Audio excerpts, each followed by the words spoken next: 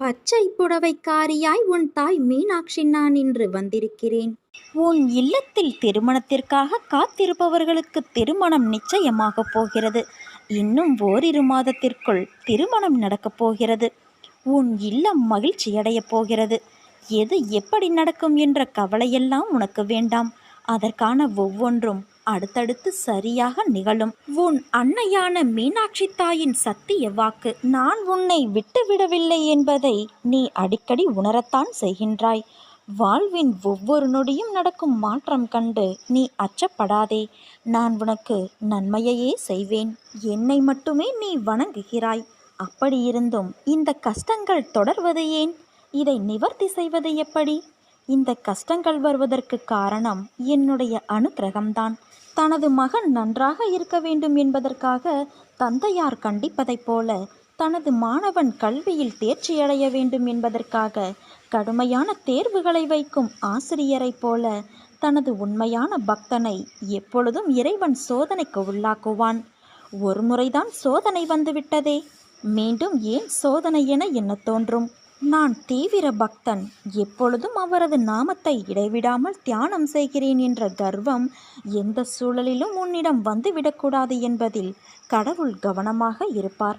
அதனால்தான் சோதனைகளை அடிக்கடி தந்து தன் பக்தனின் பக்தியை ஒரே மாதிரியாக இருக்குமாறு நான் பார்த்து கொள்வேன். மனதில் எண்ணற்ற சந்தேக அலைகள் தோன்றி நிம்மதியை குலைக்கும். எதற்காக இந்த அன்னை தன் பக்தராக்க வேண்டும் என்னை என்று அங்கலாய்க்கும். இருப்பதை விட செத்துப்போவது நலம் என நினைக்க தோன்றும். இத்தகைய நேரங்களில் மன தைரியத்தோடு உறுதியாக அன்னையை தொழுது கொள்ள வேண்டும். என் நாமத்தை இடைவிடாமல் ஜபித்து சங்கடத்தை தைரியமாக எதிர்கொள்ள வேண்டும். இப்படித்தான் நீ இத்தனை ஆண்டுகளையும் நகர்த்தி வந்து இருப்பாய். அதை தொடர்ந்து செய். அச்சம் உயிரை குடிக்கும். அஞ்சாமை உயிர் பிழைக்க உபாயத்தை தேடும். இதனால் நாம் ஜெயித்து விடுவோம். நான் நானாக இருக்கப் போகிறேன் என்று உன் மனதை சோதனையை எதிர்கொள்ள தயாராக மாற்று. இதுதான் முதல் படி. என் கடவுளான அன்னை யாரைப் போலவும் நடித்தவரல்ல. அவர் தனக்கென ஒரு வழியை உருவாக்கி கொண்டு அவராக இருந்து நடைமுறைப்படுத்தி ஜெயித்தவர். அவர் என்னோடு இருக்கிறார். நான் பிறர் நடுவே தனித்தன்மையோடு இருக்கிறேன். நான் இதுவரை பெற்றது தோல்வியல்ல, அனுபவம் என்று நீ நினைத்துக்கொள். நான் இதுவரை அனுபவித்தது கஷ்டமல்ல, சோதனை. இதில் நான் ஜெயிப்பேன். நான் தோற்க பிறந்தவன் அல்ல, ஜெயிக்க பிறந்தவன் என்று கூறு. இவ்வாறு நீ கூறும்போது உன் மனதில் ஒரு தன்னம்பிக்கை, தைரியமாகியவை உன் மனதிற்குள் தோன்றுவதை நீ உணர்ந்து கொள்வாய்.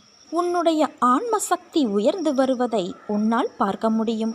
நான் தோற்று களைத்து போக சாதாரண உடம்பல்ல, தோல்வியோ அழிவோ அறியாத ஆன்மா என்று உன் மனம் உனக்கு சொல்லும்.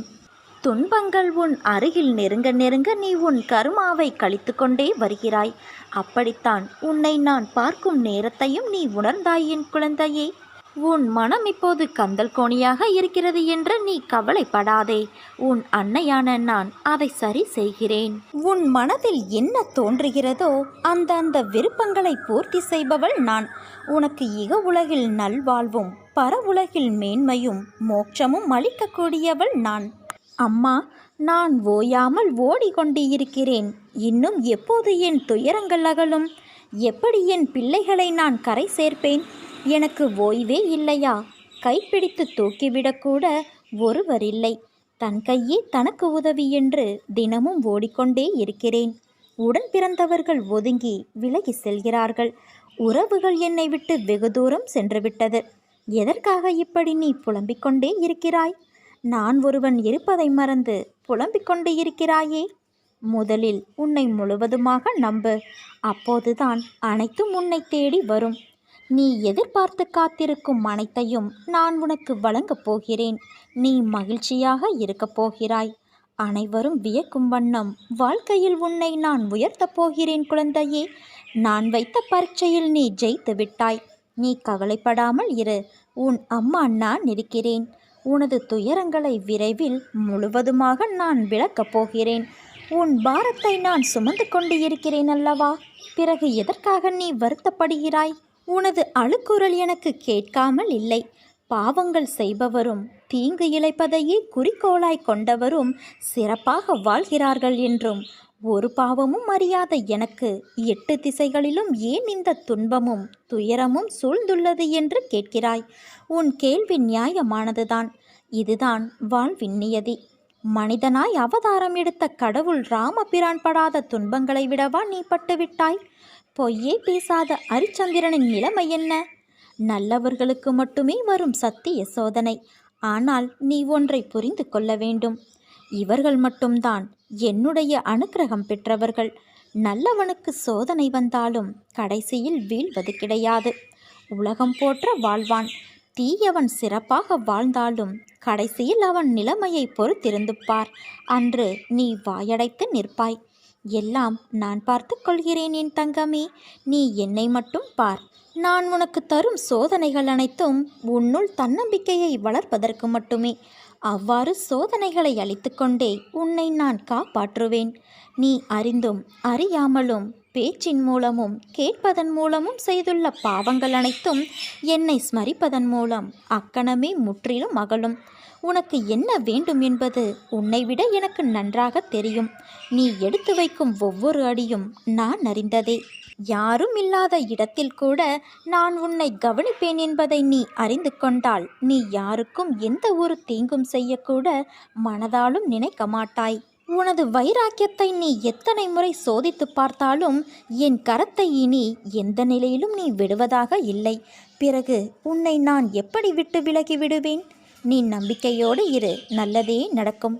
உன் வாழ்க்கையில் நடக்கின்ற எல்லாம் உனக்கு வலிமிக்கதாய் இருக்கிறது என்று அழாதே. வாழ்க்கையில் எனக்கு அழுகையும் வலியும் தருகின்ற உறவுகளாய்த்தான் எல்லோரும் இருக்கிறார்கள். எங்கும் என் மனதையும் என்னையும் புரிந்து என்னை நேசிப்பவர்கள் யாரும் இல்லை என்று வாழ்க்கையை நீ வெறுத்து இருக்கிறாய். கவலைப்படாதே, உன்னோடு உன் மீனாட்சி தாயான நான் இருக்கிறேன் என் தங்கமே. இனி நீ எடுக்கப் போகும் முயற்சிகளில் வெற்றியை மட்டுமே காணப்போகிறாய். இது உன் அன்னை மீனாட்சியின் சத்திய வாக்கு. நீ நம்பிக்கையோடு இரு. வாழ்க்கையில் நீ பயணிக்கின்ற தூரம் எவ்வளவு என்று பார்க்காதே. களைப்பு வந்துவிடும் அல்லது பெருமிதம் வந்துவிடும். தூரங்களில் நீ எவ்வளவு கற்று தேர்ந்துள்ளாய் என்பதை கவனி. உன்னிடம் அதை நீ செய்முறைப்படுத்துகிறாயா என்று யோசி. அந்த நடைமுறையில் நீ கடந்த பயணங்கள் உன்னை நேர்மறையில் மாற்றியதும் உனக்கு சில பக்குவத்தை ஏற்படுத்தின விஷயங்களில் உன் எண்ணங்கள் இனிமேல் வரும் காலத்தில் அதே பயின்ற பக்குவத்தில் செயல்படுவாயா என்று உன்னிடம் நீயே கேட்டுப்பார். இவற்றில் உனக்கு பதில் கிடைத்தால் நிச்சயம் நீ வெற்றி பயணத்தை நோக்கி நகர்கிறாய் என்று அர்த்தம். உன்னில் நான் இருக்கிறேன் என்பதை திடமாக நம்பு. நிச்சயம் உன்னை நான் உயர்த்தி வாழ வைப்பேன். நீ உன் உள் மனதில் வைத்து கதறுகின்ற விஷயம் எனக்கு தெரியாது என்று எப்படி நீ நினைத்தாய்? நிச்சயம் அதிலிருந்து நான் உனக்கு விடுதலை அளிப்பேன். எல்லோரும் வாழ்க்கையில் முன்னேற்றத்தை எளிதாய் பெறுவது கிடையாது. அதற்கு நிறைய விஷயங்களில் நீ முயற்சி செய்ய வேண்டும், உழைக்க வேண்டும். உழைப்பும் நேர்மையும் உன்னை தற்காலிகமாக காயப்படுத்தும் மற்றவர்களால். ஆனால் ஒரு நாள் நிச்சயம் நீ கிரீடம் எய்துவாய் குழந்தையே. வாழ்க்கையில் கஷ்டங்களை நினைத்து எவ்வளவு நாள் இப்படியே அவற்றிலேயே நீ தேங்கி நிற்கப் போகிறாய்? அவற்றை விட்டுவிடு. புத்துணர்ச்சியோடு வாழ பழகிக்கொள். செய்யும் காரியங்களை பிடித்து மகிழ்வோடு செய். அதற்கான பலன் உன்னை தேடி வரும். உன் கைப்பிடித்து உன் பாதையில் நான் உன்னுடனே வருகின்றேன். உன் கண்ணீர் என் கண்ணீர், உன் வலி உன் அன்னையின் வலி. அதை நிச்சயம் நான் சரி செய்வேன். என் பரிபூரண அருளும் ஆசீர்வாதமும் அன்பும் பெற்ற என் தேகத்தின் குருதியிலிருந்து பிறந்த என் உயிர் நீ. உன்னை விட்டு நான் விலகுவதும் இல்லை, உன்னை விலகி போகும்படி நான் செய்வதும் இல்லை. நீ பாசத்திற்காக ஏங்குகிறாய். அது உனக்கு கிடைக்காமல் போகும்போதும் நீ உதாசீனப்படுத்தப்படும் போதும் நீ அடையும் துன்பத்தை காண சகிக்கவில்லை. உன் ஏக்கம் எனக்காக மட்டும் இருக்கட்டும். உனக்கு திகட்ட திகட்ட அன்பை பொழிய நான் இருக்கிறேன். என்னுடைய அன்பு மட்டும்தான் உதாசீனப்படுத்தாத அன்பு. உன் மனதை நீ திடமாக வைத்துக்கொள். இந்த உலகத்தில் எதுவுமே நிரந்தரம் கிடையாது. யாருமே நிரந்தரமில்லை. பெற்ற தாயானாலும் தந்தையானாலும் மனைவியானாலும் கணவரானாலும் குழந்தைகளானாலும் குறிப்பிட்ட எல்லை வரை மட்டுமே அவர்கள் வருவார்கள். ஆனால் உன்னோடு நிரந்தரமாக வரப்போவது உன் அன்னையான நான் மட்டுமே.